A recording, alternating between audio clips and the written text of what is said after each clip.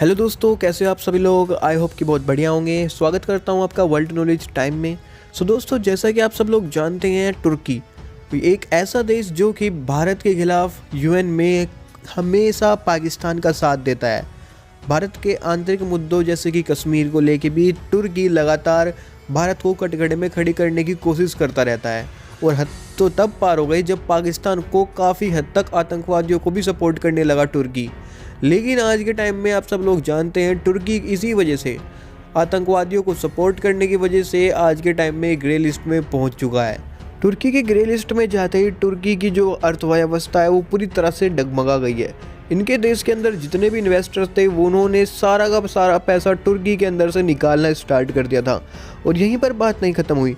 तुर्की की जो lira currency है, जैसे कि भारत का रुपया, तुर्की की जो करेंसी है लीरा, वो भी काफ़ी तेज़ी के साथ, दुनिया में अगर देखा जाए तो उससे तेज़ी के साथ कोई भी ऐसी करेंसी नहीं है जो कि इतनी बुरी तरह से क्रैश होने लगी हो। आज के टाइम में तुर्की की जो स्थिति है उसके पीछे का कारण सिर्फ और सिर्फ एक ही इंसान है, तुर्की के राष्ट्रपति अर्दोगान। ये एक ऐसे शख्स हैं जिन्होंने अपने देश को आज के टाइम में बुरी तरह से बर्बाद करके रख दिया है। इनकी ऐसी रणनीतियाँ, ऐसी पॉलिसी ये लगातार लेके आते रहे जिससे कि इनके देश को लगातार नुकसान ही उठाना पड़ा है। और यहाँ तक कि इन्होंने भारत के खिलाफ भी काफ़ी सारी साजिशें करनी सोची, पर कोई भी कामयाब नहीं हो पाई। तुर्की के राष्ट्रपति भारत से तब से नफरत करने लगे हैं जब भारत ने अपनी न्यूक्लियर टेक्नोलॉजी को तुर्की को देने से मना कर दिया। जी हाँ, बिल्कुल आप लोग सही सुन रहे हैं।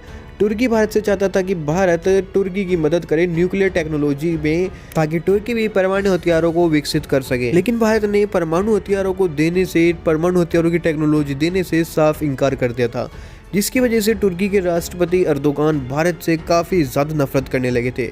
और उसके बाद उन्होंने पाकिस्तान का पल्ला पकड़ लिया था, क्योंकि पाकिस्तान भी एक, आप लोग जानते हैं, न्यूक्लियर वेपन कंट्री है। और न्यूक्लियर वेपन कंट्री होने की वजह से ही पाकिस्तान को तुर्की लगातार सपोर्ट करने लगा था, क्योंकि तुर्की जानता था इंडिया तो उसकी मदद नहीं करेगा, लेकिन फ्यूचर में पाकिस्तान उसकी मदद जरूर करेगा।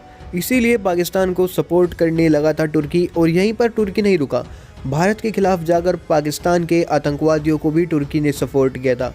और इसी का कारण है कि तुर्की आज ग्रे लिस्ट में पड़ा है। अगर हम आज से 10 साल पहले की बात करें तो भारत और तुर्की के जो संबंध थे वो काफ़ी ज़्यादा अच्छे थे। इंडिया और तुर्की के बीच दोनों ही देशों में काफ़ी ज़्यादा मात्रा में ट्रेड भी हुआ करता था। लेकिन जब से अर्दोगान सत्ता में आए हैं तब से भारत और तुर्की के जो संबंध है वो काफ़ी बुरी तरह से डैमेज हो चुके हैं। अब जब तुर्की इस वक्त ग्रे लिस्ट में पहुँच चुका है और साथ ही जो इनकी करेंसी है वो भी बुरी तरह से गिर चुकी है, और यहीं पर नहीं, इनकी जो इकोनॉमी है वो भी क्रैश होने की कगार पर पहुँच चुकी है। अब तुर्की को याद आया कि यार अब तो हमें भारत की मदद चाहिए। वो क्यों? क्योंकि इनको पता है कि अगर इनके देश में बाहर से इन्वेस्टमेंट आएगा तो इनकी जो करेंसी है वो कुछ कम मात्रा में गिरेगी, और साथ ही इनकी जो इकोनॉमी है वो तेज़ी से डेवलप भी करेगी। तुर्की अब ये चाहता है कि भारत और तुर्की के अंदर काफ़ी भारी मात्रा में इन्वेस्टमेंट करे। और यही नहीं बात रुकती, तुर्की ये भी चाहता है कि जैसे श्रीलंका को इंडिया सॉफ्ट लोन प्रोवाइड कराता है, इसी तरह से तुर्की को भी सॉफ्ट लोन प्रोवाइड कराए। तो अभी मैं आप लोगों से पूछना चाहूँगा, क्या इंडिया को तुर्की की मदद करनी चाहिए या फिर नहीं करनी चाहिए? कमेंट करके सभी के साथ शेयर करें। और फ्यूचर में भी ऐसा ही कंटेंट देखना है तो चैनल को सब्सक्राइब करें। Thank you so much for watching this.